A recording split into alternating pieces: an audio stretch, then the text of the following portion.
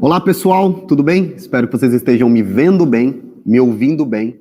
É um grande prazer, é uma grande satisfação estar aqui em contato com vocês. Nunca esperaria que estivesse aqui falando com todos vocês com esse prêmio maravilhoso de uma instituição que eu admiro tanto. Uma organização voluntária de pessoas que estão sempre combatendo a favor da liberdade. Desde os meus primeiros contatos com o pensamento e com o movimento liberal, eu já encontrava no IFL pessoas amigas e que, como eu disse, nunca mediram esforços para combater com bastante coragem a favor da liberdade. Contra os excessos do Estado, contra, enfim, essas estruturas que nós sabemos que tantas e tantas vezes estão jogando contra aqueles que querem empreender e aqueles que pretendem produzir, e aqueles que muitas vezes só querem trabalhar tranquilos e colherem os frutos do que eles mesmos plantaram, né? É uma satisfação muito grande receber esse prêmio, ainda mais por um tema que, basicamente, há quase 14 anos eu batalho todos os dias, que é a formação de pessoas, a educação de pessoas que estão se preparando para elas também empreenderem. Eu acho que o nosso país ganha muito quando a gente forma novos empresários, quando nós formamos novos comunicadores e pessoas profissionais liberais, ou nós damos ferramentas para que médicos, advogados, dentistas, nutricionistas se comuniquem melhor, conquistem mais clientes.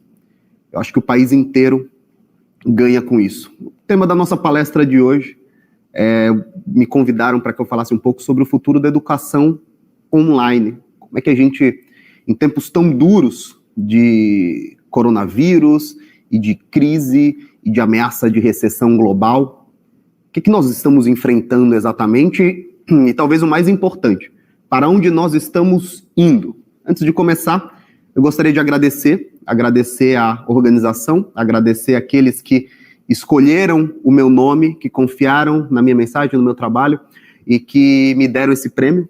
Deixei ele até iluminadinho aqui, bonito. É uma grande satisfação, uma felicidade muito grande mesmo receber esse prêmio aqui. Tá falando com gente que defende as mesmas ideias que eu.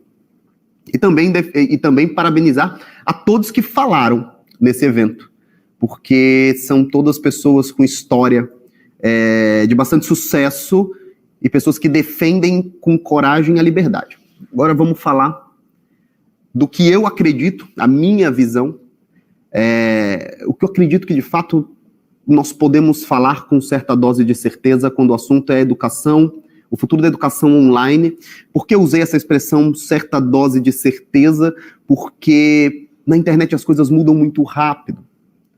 Há 4 ou 5 anos atrás nós não tínhamos o cenário que nós temos hoje e provavelmente nós não tínhamos o cenário que nós temos hoje antes do Covid.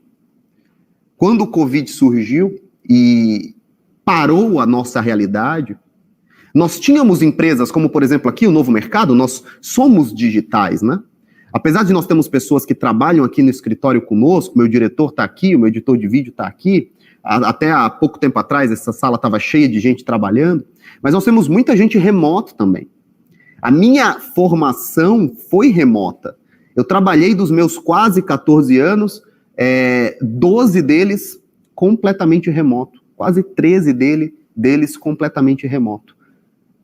Mas a gente sabe que essa não era a realidade da sociedade como um todo. Nós estamos falando de consultórios médicos, bancos. Você quer uma empresa mais tradicional, mais robusta, mais paquidérmica do que um banco? Pois é, essas empresas estavam ensaiando esse discurso do trabalho remoto, do trabalho digital, há muitos anos. Eu acompanho sempre as gigantes de tecnologia e mesmo elas ainda não tinham um plano muito claro de como é que elas mandavam esses funcionários todos para casa e se mantinham produtivas e mantinham a cultura da empresa com essas pessoas. E o coronavírus veio e decretou, todos devem ir para casa. E quando ela decreta que todos devem ir para casa, o que um empresário é? Um empresário é alguém que gerencia capacidades, que encontra soluções e que lida e sobrevive em ambientes de altíssimo grau de incerteza. Empreendedores brasileiros, principalmente. Então, quando a realidade decretou que as pessoas deveriam ir para casa, e que mais do que isso, elas estariam trancafiadas em casa, sabe-se lá por quanto tempo, porque ninguém sabia quanto tempo duraria essa quarentena, não é? Agora que as coisas estão aliviando. A partir desse primeiro minuto, eu tenho certeza que os empresários do país inteiro estavam pensando em suas casas. Como é que a gente resolve essa situação? Por que eu estou falando sobre isso se o nosso tema é o futuro da educação? Porque o movimento de home office foi acelerado em uma década, em 8 meses. De repente, as gigantes de tecnologia do mundo, essas empresas que só a Apple tem mais valor de mercado do que a nossa bolsa inteira. Então nós estamos falando aqui de verdadeiros gigantes do mercado. Quando o Facebook anuncia que 50% das pessoas que trabalham lá estarão remoto, esse movimento não existiria se não fosse o Covid, não é?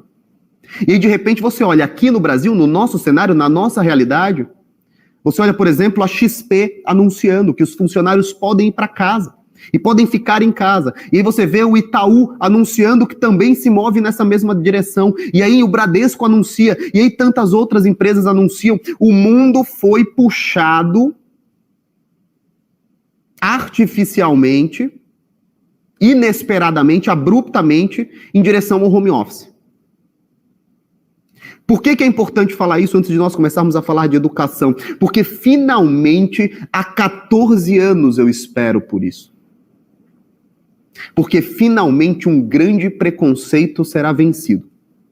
A ideia de que para estudar, para aprender, para se desenvolver, você tem que acordar, tomar café da manhã, pegar o seu uniforme, a sua roupa, pegar a carteira, pegar um ônibus, o metrô, ou o teu carro, uma bicicleta, e até uma instituição de ensino, esperar o horário da aula, brigar com o professor por 10 ou 15 minutos. Eu sei que tem muita gente jovem aqui, vocês sabem como é a realidade da faculdade. Você perde 15 minutos para começar a aula, mais uns 5 ou 10 minutos ali dentro com brincadeira, para o professor conseguir usar 30%, 40% do tempo que ele tem para passar a matéria, e rapidamente você troca. E tudo aquilo se repete. E aí você perde mais 1 hora e meia voltando para sua casa. E as pessoas diziam, mas EAD também é um negócio meio... você confiaria? E olha, se os principais executivos do Banco Itaú hoje tocam essa empresa das suas casas, cara, pode ter certeza que você vai fazer um curso de faculdade de dentro da sua casa também. Se as maiores companhias do planeta Terra estão sendo tocadas de dentro de casa, eu tenho contato com alguns executivos de grandes empresas, ou porque são meus amigos, ou porque foram meus alunos em algum momento, ou porque consumiram algum conteúdo do novo mercado, e os caras falam para mim o seguinte: a maior parte das reuniões que me obrigariam a pegar um jatinho e ir até lá só para fazer o presencial está acontecendo pelo Zoom pela primeira vez na vida. Eu estava conversando com o Flávio Augusto, dono do grupo Weiser, do Orlando City, e a gente sempre bate papo. O Flávio foi um cara que me ajudou muito no começo. Eu falei, e aí, Flávio, como é que tá essa semana? Correndo muito? Ele falou, cara, a gente tá fazendo algumas coisas aqui. Eu tive umas 3, 4 reuniões, seriam todas presenciais. Graças a essa nova dinâmica do Covid, a gente fez remoto e as pessoas perceberam que não houve grande prejuízo. Nós nunca estivemos num momento tão propenso ao aprendizado. Não só o Brasil, o mundo inteiro colherá benefícios imensos desse despertar para o ensino online. Por que, Ícaro? Primeiro ponto, porque ensino de qualidade ele é assimétrico. O ensino de qualidade, geralmente, ele se deposita nas grandes capitais. Então as melhores escolas, as melhores faculdades, os melhores professores, os melhores tutores, os melhores professores particular, eles estão alocados em São Paulo, Rio de Janeiro, Brasília, Curitiba, Pernambuco. Mas espera aí, o interior? O interior do Amapá? E o interior do Acre? O interior do Piauí? E lá em Porto Real do Colégio, em Alagoas? Como é que ficam essas situações? Como é que esse aluno concorre com os melhores do país? Se muitas vezes ele não tem nem estrutura de classe. Até há pouco tempo atrás, algumas décadas, essas crianças se amontoavam nas mesmas classes, né? Classes coletivas, 3ª, 4ª, 5ª série, todo mundo junto. E agora, os empresários serão incentivados, percebendo o aumento da demanda, eles serão incentivados a produzir soluções digitais. E aí, finalmente, aquele jovem do interior do Amapá, ele terá acesso ao mesmo professor, ao mesmo padrão de qualidade, ao mesmo ensino, ao mesmo ambiente de circulação de ideias, que o garoto filho de empresário aqui do Itaim Bibi, que nasceu na Floriano Peixoto, tem. E isso porque nós estamos nos restringindo ao Brasil. Mas para aqueles que venceram a barreira para aqueles que venceram a barreira do idioma, significa que vocês vão poder aprender com os melhores profissionais do planeta. Vocês vão poder aprender digital, programação, design, com os melhores profissionais do mundo nos Estados Unidos, porque haverá cada vez mais ensino. Então, o primeiro grande problema resolvido, a assimetria do conhecimento. Ele se aloca em grandes capitais e a partir desse momento da digitalização do ensino, as pessoas do interior do país terão acesso. Segundo grande problema, custo, grana. Se educar é muito caro. A educação corrige acima da inflação há mais de 30 anos ininterruptos. Se educar é caro. Quem aqui nasceu nos anos 80 sabe que uma geração de pais dizia: eu passo fome, mas meu filho estuda na melhor escola. Eu aperto os cintos, mas meu filho estuda na melhor escola. Da melhor escola eu não tiro. Aquela sensação de que não só é necessária educação, mas a melhor educação possível. A melhor educação que eu, como pai, como mãe, pudermos dar para os nossos filhos. Isso custa dinheiro. Quem mora em São Paulo sabe quanto custa uma escola.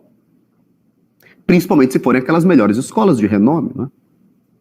A digitalização da educação combate esse grande fosso que separa as pessoas que têm mais poder aquisitivo das pessoas que têm menos poder aquisitivo, porque a escala do digital permite o barateamento do processo de produção.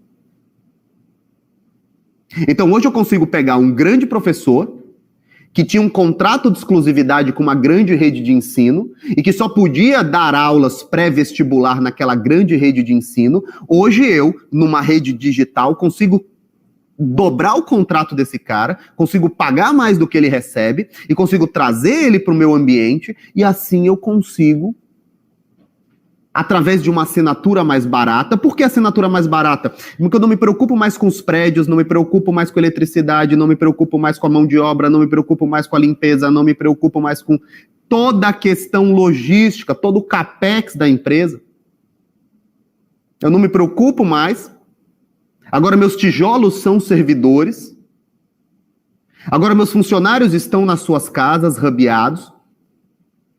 E eu consigo pegar uma parcela de R$ 2.800 e oferecer para esse cara a 69, 70, 80, R$100 por mês.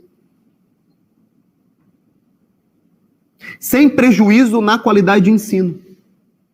Então você cura a assimetria. Você cura o fosso social. E você cura a disponibilidade do tempo. Se nós queremos que as pessoas enriqueçam no Brasil, se nós queremos que os países prosperem ao redor do mundo, nós precisamos que as pessoas tenham acesso à educação. Mas não é essa educação no chavão, no bordão. Liberem mais verbas, liberem mais dinheiro, abram os cofres, um planejador central ali em Brasília vai decidir o que fazer. Não esse tipo de educação. Educação na melhor maneira possível, educação no melhor dos espíritos, educação que construiu a nossa civilização, pessoas que se educaram, prestando serviço e educando outras pessoas que querem se educar. Pela primeira vez na história, uma pessoa educada poderá educar tantas e tantas e tantas outras, sendo ela o senhor do próprio trabalho, através de uma parcela muito pequena de dinheiro. E qual é o terceiro grande problema? É a disponibilidade de tempo. O pobre, o ferrado, O sujeito que pega 2 condições para ir, 2 condições para voltar, que trabalha em um período enquanto estuda no outro ali, espremidinho no final da noite, muitas vezes com um filho no berço chorando, muitas vezes cuidando dos 2 ou 3 irmãos ali que existem na mesma casa. Esse cara não tem a mesma disponibilidade de tempo. Quando chove, ele não pode ir para a faculdade, porque quando chove, o bairro dele entra em estado de atenção, de alerta. Quando não é seguro ele sair do próprio bairro. Com o ensino digital, ele faz o horário dele. Ele pode dar pausa no vídeo dele. Ele pode assistir de novo. Se ele não entendeu, porque talvez a formação dele lá atrás tenha sido deficitária, ele pode voltar ao vídeo. Ele pode mandar as perguntas dele. Ele não vai ser atrapalhado por um monte de gente que acha que toca a vida ganha e por isso acha que a baderna é mais interessante que o estudo. Muitas vezes o cara tem aquela única oportunidade. E ele quer abraçar com as 2 mãos. O ensino digital, ele traz no seu espírito o que foi a essência da civilização que nós, em um momento, acreditamos. Que são homens livres prestando serviço a homens livres, sem tanta interferência burocrática, política, de lobby. Pela primeira vez, nós enxergaremos uma geração de professores que vai enriquecer ensinando.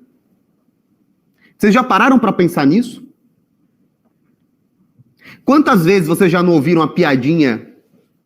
Ah, por que o professor não ganha pelo Neymar? Por que o professor não ganha como o Neymar? Cara, pode ser que agora ele ganhe. Pode ser que agora ele ganhe. Porque pela primeira vez ele não vai estar vendendo o tempo dele por 40 mangos para a escola.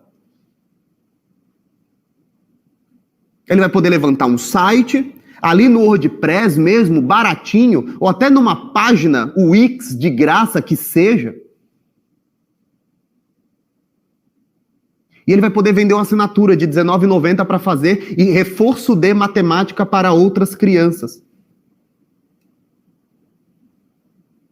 E ele vai ser dono desse dinheiro. Ele vai ser dono dessa receita. Ele deixa de ser apenas um professor e passa a ser também um empresário. Ele passa a ser detentor também da sua própria força de trabalho. Ele pode contratar mais pessoas, e ele vai contratar monitor, ele vai contratar suporte, ele vai contratar revisor, ele vai contratar designer, ele vai contratar programador, ele vai contratar social media, e assim o país floresce. E os seus alunos e os seus jovens, que têm acesso agora a uma educação, um reforço que eles não tinham antes, também vão conquistar seus objetivos, sejam eles quais forem. E assim o país prospera. Porque o país não prospera através do desejo de um planejador central que decide com uma única caneta para onde todos nós iremos. Ninguém tem esse poder. E geralmente quando nós pensamos que alguém tem esse poder, é quando nós nos damos mal.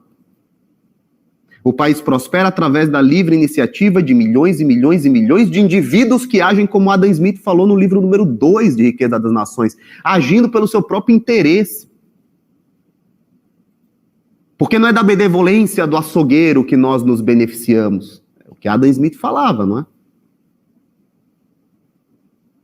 É da necessidade de ter atendido seu próprio interesse. Eu sei que a tendência de nós, como seres humanos, é achar que tudo está ruim. Eu sei que pelo menos essa semana ou esse mês vocês devem ter ouvido 20 vezes que os tempos são difíceis, que a crise é difícil, que não teve nenhuma crise como essa. Como não teve nenhuma crise como essa?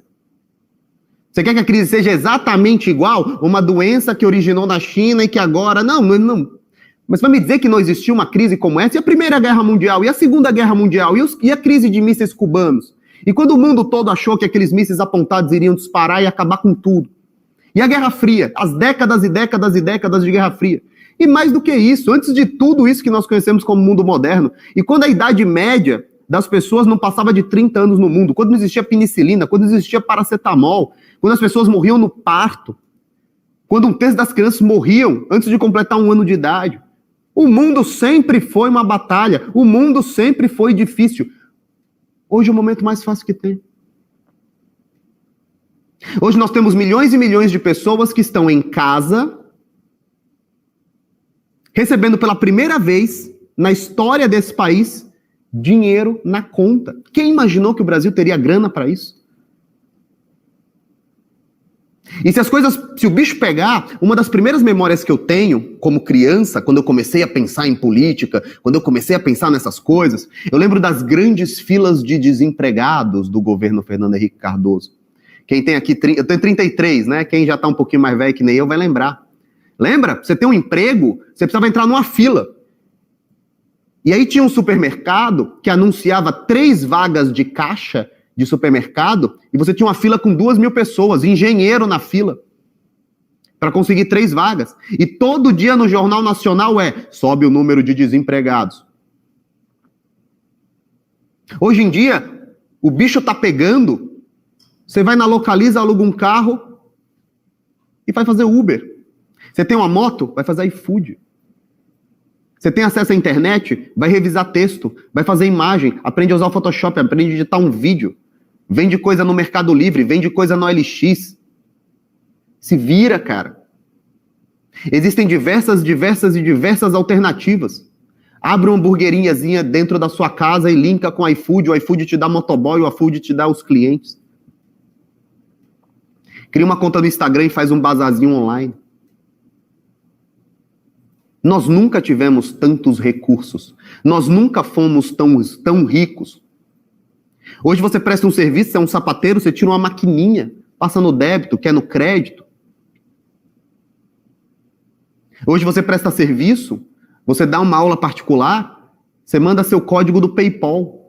Paga aqui, tô te mandando o invoice. Divide aí em 10 vezes se você quiser. PayPal te libera na hora, você saca na conta, no outro dia tá na tua conta. O que você quer mais? O que você quer mais? Nunca foi tão barato ter um celular. Nunca foi tão barato ter um computador. Nunca foi tão barato ter acesso à internet. Nunca foi tão barato ter acesso à internet rápida. Nunca foi tão barato ter acesso à informação. Você tem o Google 24 horas por dia, mas você prefere ficar no Netflix. Você tem internet rápida, você fica vendo joguinho na Twitch o dia todo. Aí você vai me dizer que a culpa é do governo. Você vai me dizer que a culpa é do coronavírus. E nunca teve uma crise como essa. Cara, uma crise como essa? Há 80 anos atrás, os caras estavam invadindo a cidade com tanque, dando tiro, estuprando mulher. Tocando fogo em gente. Nunca teve uma crise como essa? Nos animemos. O tempo é muito bom.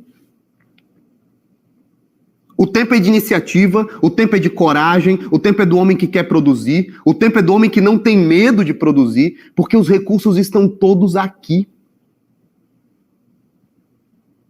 E basta nós darmos uma olhada nos números da educação online, você vai perceber que é um campo que não para de crescer.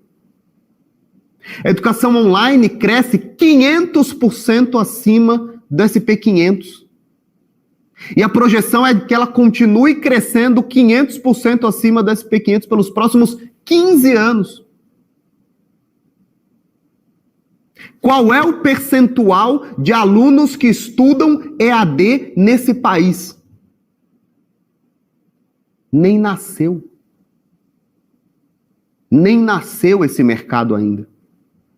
E toda vez que esse mercado cresce, sempre aparece alguém que diz, mas agora não tá saturado? Mas agora não tá saturado? Faz o seguinte, cara, vai pra dá uma volta no teu bairro, fala com a tua família, fala com teus amigos. Pergunta para eles quantos estudam numa universidade online. Pergunta para eles quantos se formaram numa universidade online. Pergunta para eles quantos se formaram em qualquer curso através da internet. Você vai perceber que é 1, ou 0, ou são 2. Cadê o mercado saturado? E quando as pessoas estiverem pagando assinatura para fazer telemedicina? E quando você tiver assinatura de R$ 49,90 por mês, e você vai ter acesso ali para fazer um Skype com o teu médico, porque agora é permitida a telemedicina. E por que a telemedicina foi permitida. Como é que a telemedicina conseguiu vencer o lobby? Lobby, grana de gente que quer manter você tendo que ir até o médico, porque você não pode fazer um Skype com o teu médico. Um advogado não pode fazer uma propaganda. Nós somos eternamente escravos de pessoas que não produzem e que regulamentam a vida de todo mundo que produz. É isso que nós somos. Nós somos o setor produtivo regulado por um bando de burocrata que nunca plantou nada. Como é que a telemedicina passou? Por causa de coronavírus. Só por causa de coronavírus, senão nós não teríamos telemedicina nunca espalhada pelo Brasil. Santo Agostinho dizia que não cabe a nós escolher se nós sofremos ou não, porque todo mundo vai sofrer. E Santo Agostinho encerrava de maneira maravilhosa: ó homem, não cabe a ti escolher se sofre ou não, mas se diante do sofrimento, se seu espírito se constrói ou se ele é destruído. Não cabe a nós escolher se nós vamos sofrer ou não. É claro que nós vamos sofrer. 150 mil pessoas morreram nesse país. Mas aqueles que ficaram têm como compromisso, têm como obrigação escolher que o espírito cresça diante de momentos de dificuldade. Porque nós somos livres, nós somos adultos, nós somos capazes, nós temos família. Eu tenho uma esposa, tenho 3 filhos. O que eu vou fazer? Vou me esconder embaixo da cama? Vou dizer que o mundo está muito difícil, que vem aí a segunda onda? E que agora o que nos resta é rezar para que alguém resolva a nossa vida? É sempre alguém, distante, é sempre um salvador. Por favor, alguém deposite essa vacina sobre mim para que eu possa voltar a resolver a minha vida.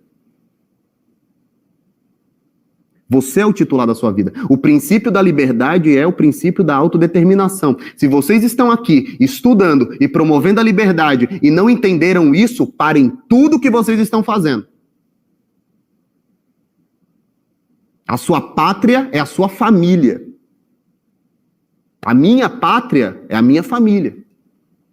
Eu sou responsável sobre eles. O futuro é próspero. O futuro é bom. O futuro é rico. O futuro é descentralizado. O futuro é livre. Vocês me convidaram e me desafiaram para falar aqui sobre o futuro da educação online. E eu peço desculpas se eu não conseguir me ater totalmente ao tema.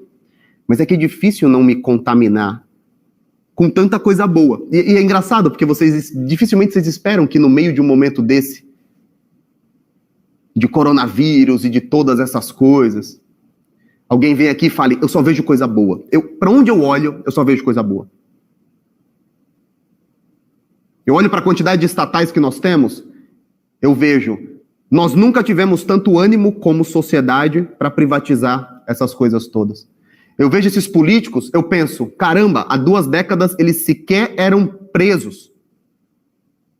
Eu olho para as pessoas na rua e eu penso, agora elas podem pegar um Uber e ganhar dinheiro sem que precisem esperar um salvador da pátria que vem de Brasília. Eu olho para a internet e eu vejo, nunca teve tanta oportunidade de trabalho, de negócio, de estudo como existe hoje. Eu olho a internet e eu penso, cada pobre desse país pode ter um chip. Cada pobre desse país tem acesso a um celular. E nesse celular há mais poder de processamento que, isso é clichê até, né? Que o foguete que foi para a Lua. Os nossos pobres estão se educando. Os nossos pobres estão trabalhando de maneira descentralizada, conectada, inteligente, livre. Eles estão enriquecendo. Eles estão abrindo seus mercadinhos, trabalhando, prosperando. O futuro da educação online é o mesmo futuro que todo o resto vai aproveitar. Nós nunca fomos tão livres, nunca fomos tão ricos, nunca fomos tão prósperos. E me desculpa dizer isso, mas a vida nunca foi tão fácil como é hoje. Eu tenho 33 anos. Da minha idade, meu pai tinha casa para sustentar, um monte de filhos e uma carreira bem delineada. Graças ao meu bom Deus, hoje com 33 anos eu tenho uma situação parecida. Mas quantos e quantos e quantos jovens aos 33 anos ainda estão decidindo qual é o mestrado que vão fazer? Você não tem o direito de reclamar se você não está dando o seu máximo. Esse é outro princípio da liberdade. As coisas são desiguais na sociedade porque há uma produção desigual na sociedade. Sempre haverá diferenças na sociedade. E todas as vezes que nós tentamos eliminar diferenças, a única igualdade que nós encontramos foi a igualdade na miséria. Então é melhor que haja desigualdade mesmo. Porque quando o rico é mais rico, o pobre também é mais rico. Quando o rico é mais rico, o pobre, ele está em direção a uma qualidade de vida melhor. Você prefere ser um pobre nos Estados Unidos ou um rico no Zaire? Essa é a grande questão. A riqueza nunca foi o problema. O futuro da educação, ele é barato, ele é ágil, ele é universal, ele é sincero. Pela primeira vez, nossos professores poderão ensinar o que eles gostam. Qual a chance que vocês acham que existiria de uma palestra como essa acontecer dentro de uma instituição tradicional de ensino? É zero. Porque nos 5 primeiros minutos da palestra eu já haveria ouvido aqui no ponto 4 ou 5 censuras. A liberdade vem, inclusive, quando você é livre, porque agora você tem o dinheiro que te garante a liberdade de ensinar, de falar o que você pensa, de agir conforme o seu entendimento. Nós seremos livres nos nossos bolsos, nós seremos livres na nossa casa, nós seremos livres no nosso espírito, nós seremos livres na nossa cabeça. E tudo isso virá através de uma grande, democrática, barata e popular educação que finalmente se torna cada vez mais e mais possível através desse grande canal de informação que é a internet, reduzindo custos, diminuindo distâncias e garantindo a melhor qualidade de ensino para quem mora em São Paulo ou para quem mora no interior do Piauí. O IFL tem uma grande missão e eu torço muito para que ele continue nesse caminho, que é a missão da promoção da liberdade, que é a missão da difusão dessas ideias, que é a missão da propaganda de grandes autores. A primeira vez que eu recebi um livro que falava sobre liberdade foram as 6 lições do Ludwig von Mises, e quando eu li aquilo eu falei, cara, eu não acredito que isso daqui existe, nunca me apresentaram. Eu não acredito que isso daqui existe, nunca me apresentaram. Eu espero que, graças a iniciativas como a do IFL, isso aconteça mais e mais e mais e mais vezes, jovens repitam que eles não acreditam que isso nunca foi ensinado a eles, porque é sinal de que eles vão ter lido e entendido essa ideia. Eu espero que vocês tenham aproveitado alguma coisa dessa pequena mensagem, eu espero que vocês tenham gostado um pouco do que eu tive para dizer, eu espero que eu tenha de fato conseguido trazer um pouquinho mais de otimismo para vocês em tempos onde as pessoas costumam ser tão temerosas, pessoas costumam serem tão pessimistas. Esse é o melhor ano da minha vida. Mais de 50 mil pessoas passaram pela nossa escola. Nós temos hoje 30 mil alunos matriculados e regulares. Eu espero que no ano que vem nós cheguemos a 100 mil alunos. E nós vamos chegar a 100 mil alunos. Eu nunca me senti tão bem, eu nunca me senti tão disposto a combater, a trabalhar, a enriquecer, a prosperar, a ensinar. Eu espero que de alguma forma eu tenha convencido você com os meus poucos argumentos e o pouco tempo que eu tenho, pouco conhecimento que eu tenho, convencido você de que vale a pena lutar, que nós temos um momento muito propício ao enriquecimento. E são nesses momentos de dificuldade que aqueles que ousam ir mais para frente conseguem esticar muito bem. Eu espero que vocês tenham gostado da palestra de hoje. E é isso, tudo isso daqui é tudo que eu tenho a dizer.